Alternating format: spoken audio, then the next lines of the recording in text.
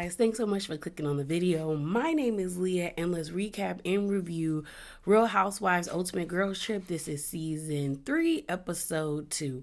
I'm trying to catch up. So let's get into it. All right, y'all. So before we get into it, I want to get a little spicy, just a little. So on Monday, well, not Monday, but Sunday, this past Sunday, Giselle was on Watch What Happens Live, and so was Porsha. Everyone thought Porsha and Giselle looked beautiful, mainly Porsha. And we was like, okay, Giselle got on a good outfit for once. But I want to play the audio of Giselle speaking on what's been going on with her legal situation with Eminem and the whole reasonably shady copywritten situation.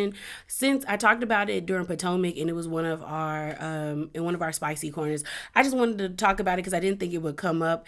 So play the audio and then give you guys my thoughts.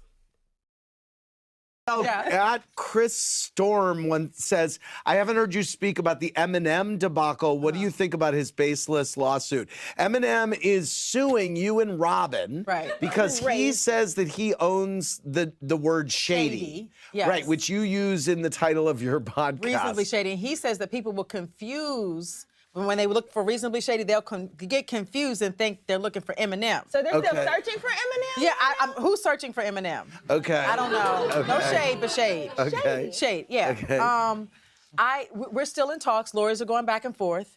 But we are persevering. All right, y'all. So y'all just heard the audio. So I feel two ways. One, I don't fault Eminem for wanting to protect his brand that he has built. So I don't have an issue with him being like, nah. I also don't have an issue with Giselle or Robin being like, well, we have a brand. We're building our brand. We should have this right. Because I was on their side in the sense of like, when I think of reasonably shady, Eminem doesn't come in my head. Slim Shady doesn't come in my head. I thought Slim Shady was like a 90s stage name for him because thus far since like growing up, I've only heard people refer to him as Eminem. I know the song Slim Shady and I know that used to be his name, but like the most part, people have always referred to him as Eminem. So I was like, I don't think anybody would get that like misconstrued. But I do feel like the girls have a right to defend and fight for what they believe is right, as well as him thinking that like he's protecting his brand because that is his brand. That's how he make his money. Also, during that live show, I didn't get the audio, but Andy asked Porsha about like, coming back. And she said, never say never. I don't know if Porsha will ever come back. If she do come back, I would be interested in seeing like how she would mix with this group because it's like her and Marlo don't get along. Her and Sheree kind of got like, it's hit or miss with them. So I'm just wondering. But yeah, y'all, let's get into you guys. So the episode opens up and we see like Marisol and Alexia like arguing, but not really, just bickering back and forth. And it was kind of funny to me because I think there was like a lizard in the room and Alexia was calling for Marisol and Marisol was on the phone talking to her man, not wanting to be bothered. We then find out that Leah has like severe PMS. And like, if you don't know what PMS is, it stands for premenstrual syndrome. So pretty much like the weeks or the days leading up to your monthly, I call it monthly, like a 70-year-old woman. Okay, that's what I call it. You got your monthly. Like you either like if their symptoms are really bad. Like I know when it's that time of the month for me, I either get real emotional or I get irritated easily. But normally I just get very like emotional about stuff. Like when I tell you I cry about the stupidest stuff when it's about to be that time of the month, just in tears. And so it's like she talked about how like, her, like, hers is really bad. Like, she get headaches, she gets severe cramping, and she is very, very irritable, and she has, like, a short fuse. So she was, like, she's just hoping that she can get through it. Like, she was praying at the little spiritual temple, like, please give me some good vibes, So we see everyone sitting down in the kitchen, or not kitchen, or the den area to eating food. And Candace comes in and we find out that Candace is going to do that night's activities, which is going to be like a ladyboy party. So I don't know if ladyboy, because it says lady in some Thai cultures, ladyboy is considered as like a third gender. I was like, is that like what they use?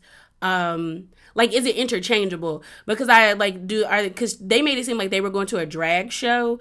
And I'm like, okay, is ladyboy used for like because here it's like either you're a man that does drag or you're a trans woman. Like, is like that term like interchangeable? I don't think it is, but I was just thinking because I remember watching a documentary about LGBT culture in like India, and they also have like a third gender over there. So it's like, if colonization wouldn't have came, a lot of like before pre-colonization, a lot of cultures had a third gender. So I was just like, oh, okay. So it seems like they're gonna have a fun night. It seems like it's gonna be a fun night. It seems like it's more so like a drag night because they're all coming up with like drag names at the end of the episode. So Porsha comes down to eat, get ready, because they're all getting ready to go to the elephant sanctuary. It's kind of weird between Porsha and Candace after what happened the night before. Candace is like, I got my good eye on Porsha. I'm gonna say hi and all that stuff, but like it's I ain't giving her no more than that. Porsha does the same thing, and Candace pretty much says, after what happened during season 5, like Porsha had a lot of things to say to be on Monique's side, and it rubbed her the wrong way. Porsha's whole thing is like, I don't really understand why Candace is so like upset with me or like has an issue. And then they show the clips of when Giselle and Porsha and them other ladies was on that group chat show, and Porsha was pretty much being loud and wrong, saying that the reason why Candace was suing Monique was because of like she wanted to use the money to buy her house away from her mom. And my thing about it is like Porsha was loud and wrong, and I don't have an issue with Porsha being like, oh, I'm on Monique's side, but I think a lot of people need to take a page out of, I'm on my friend's side, but I'm gonna shut up and not add to it, because we're not gonna act like Monique didn't have hordes of people like sending Candace death threats, advocating for violence against her, and wasn't liking comments that were like, oh yeah, like what you did was right, I'd have hit her too, and like if I ever see her, I'm coming for her. It was many of tweets that we saw her doing that. Like Monique was fanning the flame. So it's like, if I want to sue you because you caused me emotional distress, I'm gonna sue you. It didn't pan out for either one of them. And I mostly think it didn't pan out for them because of like when you sign up for these reality shows in your contract, it normally says you can't sue a cast. As well as I remember the judge not taking it seriously because it was like, oh, y'all are on reality TV. This is what reality TV is. But I hate when Porsha tries to act like she's stupid or she don't understand why people don't know why they got an issue with her. When it's like, Porsha, you've done a lot of things. You've done a lot of things to people that like people give you a pass because you're pretty and because it's like she's pretty, she's funny. It's okay. It's just Porsha. But Porsha has done things, and that reality show let a lot of people know we're not going to talk about that. We're just not going to talk about that. So we see everybody pile up into the sprinters. The groups are broken up into, I think it's Porsha, Giselle, Whitney, and who else is that? Oh, and Heather in the first van. And then in the other van, it's Marisol, Candace, Leah, and Alexia. So while in the van, Leah asks Alexia about like, her relationship with Herman, because they were talking about like, being open books and willing to discuss certain things. And Alexia pretty much said like, because I think Leah was like, I don't know how you got through it. And she was like, was your ex-husband gay or bisexual? And Alexia was like, no, I think he was bisexual. The only reason why I got through what happened is because it was a man. Like, if it was a woman, I don't know if I could be as, like, forgiving. And she was like, I think he still loved me. But, like, he wanted to, like, he was like, I'm your wife. I'm not going to be your lover. We're not going to break up and then I become your lover. Like, once we break up, we break up. And Leah brings up, like, didn't he die while, in the act of like love? And Alexia was like, no, I got a chance to actually speak to the guy who was Herman's like lover. And he was like, that never happened. So then Alexia talks about Adriana throwing it out there and how she was like, I feel like she did that to be hurtful and to like hurt me and to get her a spot onto Miami, because there was no need for her to say that. And honestly, there was no need for her to say that either. That's why I thought it was out of pocket when Adriana tried to be like, you disrespected your husband by outing him. And I'm like, I'm sure everyone knew Herman was gay in Miami. Miami ain't that big, and y'all always talk about how everybody knows everybody in Miami. People probably knew Herman was gay and just kept it on the low. The fact that people knew he had a lover and the lover was this man lets me know that people knew, and they just out of like his respect of his privacy, they didn't say nothing. But like I said in my review for that episode, he gone. He gone. And if my experience of you is me, like, because that's the thing, like, this is Alexia's experience. Like, I found out my man was gay. Like, I can tell people that if I ain't know. That, to me, that's not outing someone. Outing someone is like when, like, to me, is when you legit know for a fact that what you're going to do is going to harm that person in a severe way. And you know for a fact that public perception of that person is not that they are a part of that team or they roll that way, but you're doing it just to do it out of spite. Because a lot of times when I see people get outed, the party that's outing that person is normally doing it out of spite and out of revenge because they felt like that the other party slighted them in some way. And I don't think that's how Alexia is speaking about it. Like, I think she's talking about it because, like, it happened to her. Like, she found out her man was out here with another man. Like, I don't know. So they finally get to the animal sanctuary. We find out that many of the animals are animals that were ridden. And yeah, you're not supposed to ride elephants. Like, their backs are not made to be ridden. And, like, I think I saw that, like, it could cause lordosis, where it, like, dips the curvature of their backs, but they're not meant to be ridden. And some people do abuse animals, so it was, like, it was given, like, the ladies that were explaining to them that, like, many of the animals there have been abused, so they might feel a little funny with certain people, but all in all, they're good elephants. So everyone's, like, excited. They're, like, you know, some of them are like, you know, I don't know about these elephants, but the elephants were all so cute, and they had baby elephants. Like, I would have had a good time, and then they were feeding them. Ugh. I don't know if I would want to do the mud bath thing. I don't know if I would want to do that. But I know I would have been, like, so excited to just touch an elephant.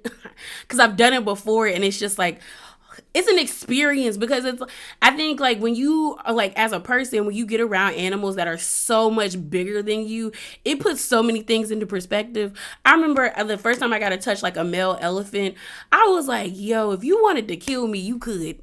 Like, he was, like, way, way up there. And I was just like, you know, wow.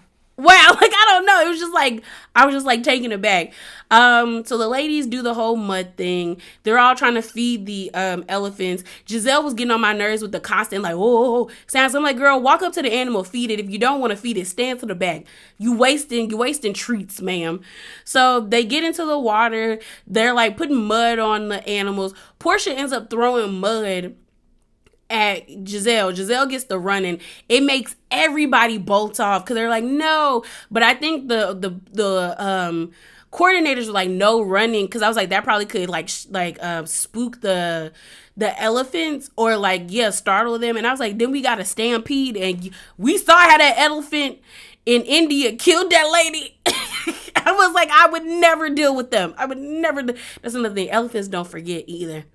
That's one thing. Because that's what they said about that lady that got killed in India, is that they said they killed that elephant. It was two stories. Like, either they abused the elephant or they killed the elephant's like child. And sis came back to get it back in blood. Because I was like, she already gone. Came and ruined the funeral as well. See, elephants don't forget. So they were all having fun. Portia did the who did that? Like, with the whole like throwing the mud on Giselle. The Marisol was like, girl, it was Portia. It was Portia. It was Portia. And then they were just having a good time. It looked like it was a fun time. I would have had a fun time. So while they're at the elephant sanctuary, they are having lunch, and Leah proposes a question where she's like, what's been the best thing about being on reality TV and what's been the worst? So Candace is like, ooh, I'll go first. Candace says, the best is being a part of the second all back cast. The worst is social media, because she was like, I get raked over the coals and I barely, I don't really be doing nothing. Giselle immediately chimes in and she's like, Candace, you bring it on yourself. And Candace was like, so I'm wrong for responding to what people are saying to me. And Giselle's like, well, yeah, girl, like, I don't care. Because Candace said they're ashy coming at me. And Giselle's like, I don't care if they're moisturized. Like, you shouldn't be doing all of that. By the way, this is the best I feel like Giselle has ever looked in a confessional. Like, this to me is the best she's ever looked at her confessionals. And I'm like, whoever did this, keep them, because you look nice, lady. But I feel like this is twofold to me. Like, one, I get where Giselle is coming from, where she's like, well, Candace, you engage with it. Like, if you didn't engage with it, then you probably would not be that affected by it. But I also feel like a lot of people be attacking Candace and she don't really be doing anything online. Sometimes Candace, I'd be like, girl, that comment wasn't needed. But like, I have a lot of mutuals that follow Candace. And I like, sometimes Candace will tweet like, good morning, Saints. And they'll text her back or like tweet her back. And then I'll click on it just to see like who else was like replied to it. And it will be like 6 or 7 replies from people being like, oh, you deserve what you get. You're a horrible person. If I was on this show, you would never speak to me like that. I'd be throwing hands with you. And I'm like, girl, this tweet was done at 9:00 in the morning. Who pissed in your Cheerios and decided that and gave you that much for you to say something to somebody? So it's like they will be nasty first to Candace, and then when she verbally like wraps them up and puts them on the grill, all of a sudden she doing too much. When it's like, no, if you didn't meet me with such negative energy, then you wouldn't be getting this. But I'm supposed to sit here and just take it. Girl, go on now. Heather says, this whole experience has been wonderful for her, mainly because she was at a point in her life where she was just ready to like crawl in bed and just stare at the walls and just hope that she didn't mess up her kids after, like, I guess, leaving the Mormon faith. But she was like, this show has given me like life, a resurgence. Whitney said something along the lines of like, hers is like the same. Like, this show has given her a chance to like grow in ways that she never thought she probably would be able to grow without the show. But she said it's also been very painful at the same time. Alexia talks about, having the show and like being like the best part about coming back and doing something that no shows have ever done is being put on the show for like 8 years and then coming back and being welcomed with open arms. So she was grateful for that. Marisol actually talks about her mom, which I'm not gonna lie, I got a little choked up. Cause I really did like Mama Elsa. I thought she was like a character, but I really did like her. They actually explained like what happened to her face, and I thought it was very like sweet of how like protective Marisol was about her mom. She said, she didn't like, she was like, her mom popped up one day when she was filming when they were supposed to be going to Leah Black's, like, I think she had like an art gallery, and she was like, she didn't know her mom was coming. So she was like, but she was just like, she was afraid for people to like see her mom and ridicule her. And a lot of people did, but a lot of people loved her as well. And she was just like, my mom had a beautiful face. She was like, when I was younger, people would stop her all the time because they thought she was a celebrity because she was so beautiful. And old pictures of Mama Elsa, that was okay, good looking lady. But Marisol talks about how unfortunately, like, her mom had a heart condition and she couldn't go under anesthesia. So she would do fillers to her face. And unfortunately, that is what made her face deformed. And she was just like, I was always fearful of her being on TV. Like, I remember telling them, like, I did not want them to air her on TV because I was like, this is my mom. Like, I want to protect her. I don't want anybody speaking negatively or ill about my mom. Like, don't play with me. And they were like, no, everyone's going to love you. And Mama Elsa loved the cameras. So I also think it's sweet that she also has these videos where she could go back and just see her mom being her mom. And, we then get to Portia. Portia talks about having filming during postpartum depression, which is a real thing, and how she was like, she didn't want anybody to like, she was like, she was gonna step away from the show then because she was just like, she didn't know what to do. But she said production encouraged her and was just like, you don't really gotta say nothing or do nothing, just like be yourself and we'll help you through that. And she said filming actually made her like get it in gear. I guess constantly filming like helped her get out of her depression. So Leah then starts talking about how like I remember this, like about how her grandma was dying, and she ended up dying the first week that they were filming Real Housewives of New York. And Leah pretty much blamed production because she was like, nobody told me I could leave. Nobody told, like, none of my cast members told me to go. And she said I had a breakdown because I guess the day that she was going to go, her mom actually like, not mom, her grandma actually died. And she was just saying, like, while she was on the trip at Ramona's house, because they were at Ramona's, like, I think house in the Hamptons, like, she was really nasty to everybody because she was just stressed out. And I was like, Leah, sis, as someone who recently lost their grandmother, like, I went to go be with my grandmother in her, like, you know, like, I got my chance to say goodbye. And I don't know, like, I struggled with that for a hot minute. Like, should I go? Should I not go? Like, is it gonna like make things worse for me?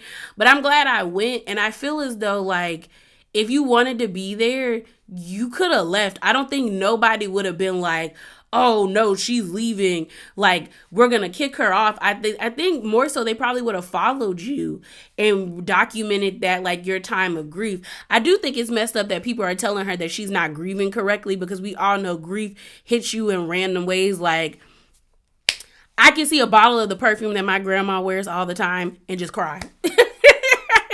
I was at the store, I saw it, and like I felt it coming on, and I had to like hold it together because y'all not about to see me break down in no Ross. Like, it was not about to happen. But it was just kind of like, wow, like, you know, like, I don't know. I was just like, girl, you could have left. I don't feel like you can blame production of that, because it's not like they was holding you hostage.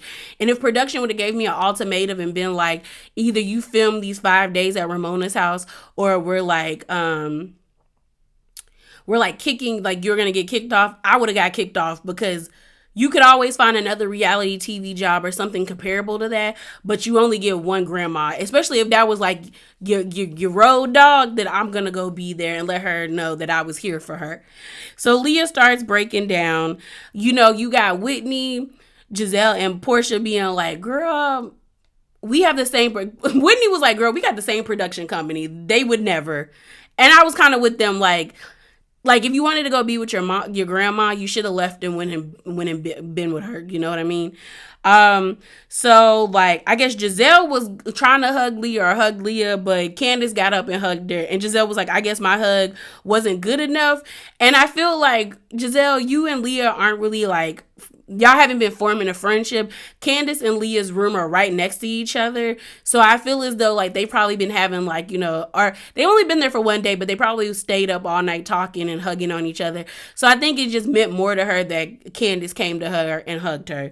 And Candace pretty much said, like, you know, you are more than this show and more than what people say about you. Then Candace starts breaking down.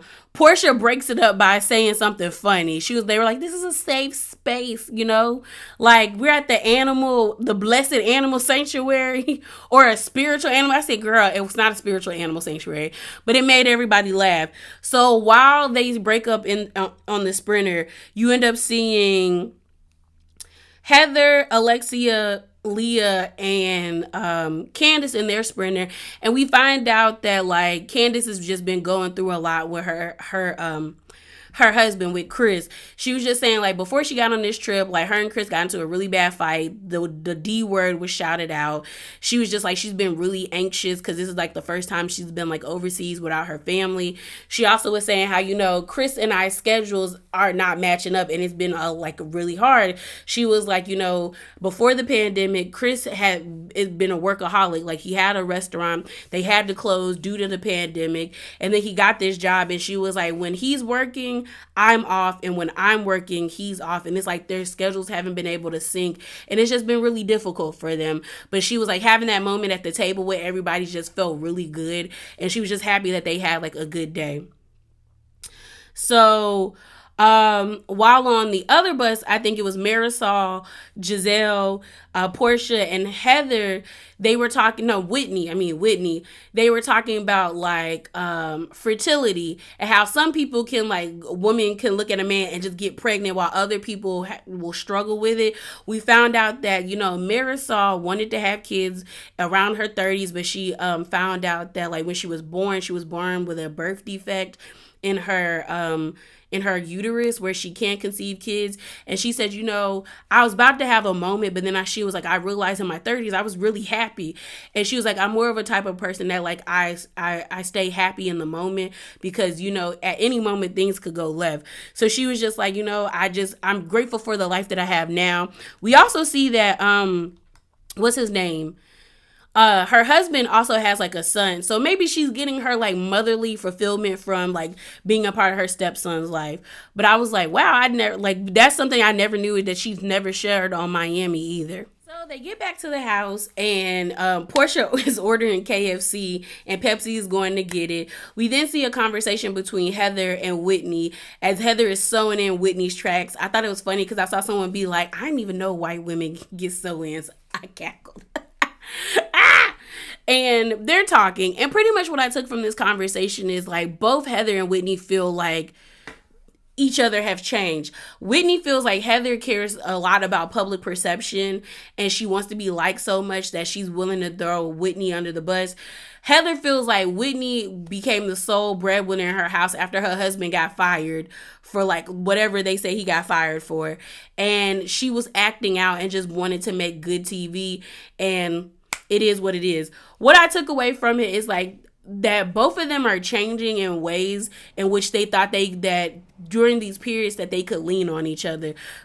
Heather talked about at that table, I was ready to just give up and just make sure my kids were okay, but this show gave me a resurgence. So for Heather, she feels like she's been reborn and she can have the life maybe that she wished she could have based off of this show.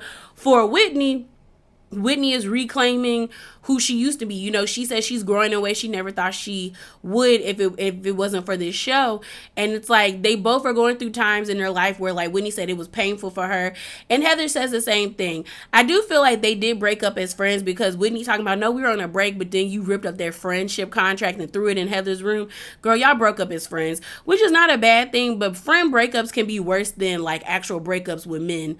It can be the worst. So I just was like, girl, no sis. So they said that they're gonna move on. They do some weird little pinky kiss, and then Whitney straddles Heather, and all I could think about is what Mary said about inbred, and I said, get off of each other.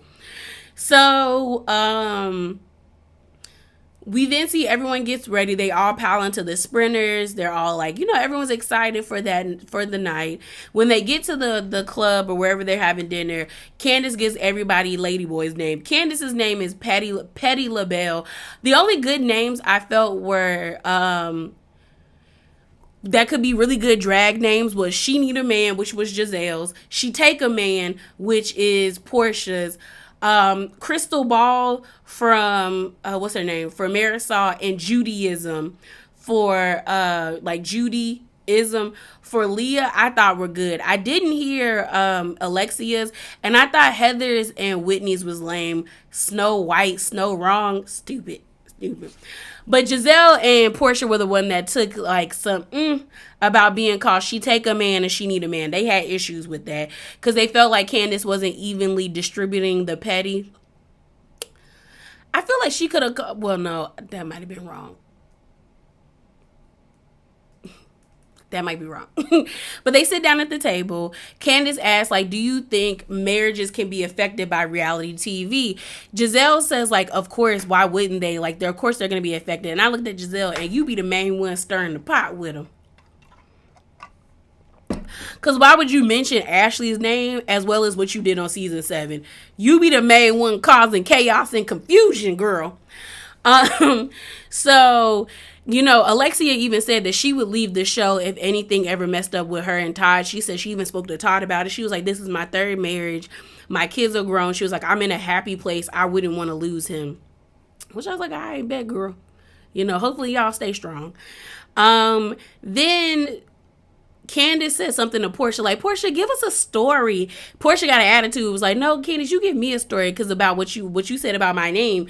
And Candace pretty much says, the streets and the blogs were saying that since you took that lady's husband. And Portia decides to tell us the story again, where she said she had heard through the grapevines after Simon had posted that him and Fallon were getting a divorce, that Fallon was like allegedly like pregnant already by, Jalen, who was their assistant. So she was like, she felt bad for him. So she reached out to Simon and was like, I hope you okay, trying to give like comforting words. Simon said, yo, I'm good. Can we link up like when I come back to Atlanta? So they linked up, and then she said the rest was history. But before that, she said she was like, I need to know that you and him are divorced. I need to know that you and him are divorced. So Portia said something to the effect that like, he sent her documentation that like he had signed, like, Fallon had signed the divorce papers and Simon had filed the, like, signed them. The issue was that they hadn't been filed yet, that like the courts were backed up because this happened like still heavy while we were in the pandemic. So she was just like, everything was like sitting on the judge's desk, but he was totally almost done with that relationship. And Portia was like, I'm a public figure. Like, I just, I was like, girl, it's still sus. To me, it's still sus. I still feel like that whole situation was wild, and I feel like Portia didn't handle that situation correctly, as well as it still makes you look like you already have been messing with that man prior, because why are you reaching out to him instead of her if she's supposed to be your friend, and you said she was your friend, even though y'all said y'all was TV friends. I would still think you would have a connection with her and not her husband. That's just me. And then out of nowhere, after a month, y'all like had this whirlwind love affair. And then Portia telling people she Nigerian because of her 23andMe. I said, stop. It was just. So then they start talking about.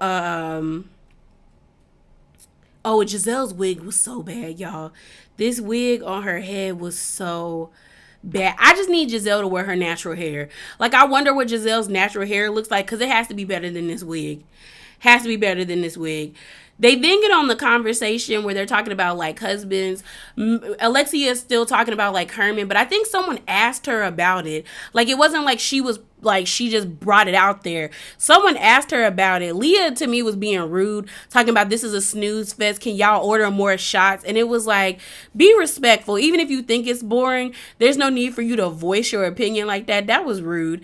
And then Marisol was like, yeah, girl, you're being rude. And then when Marisol tried to like tell Leah, like, don't say that her story is boring, Leah's like, are you trying to start a fight with us? Marisol, don't try to start a fight with me and Leah. And Marisol's like, sis, you just said that like 4 minutes ago that you thought what she was saying was boring.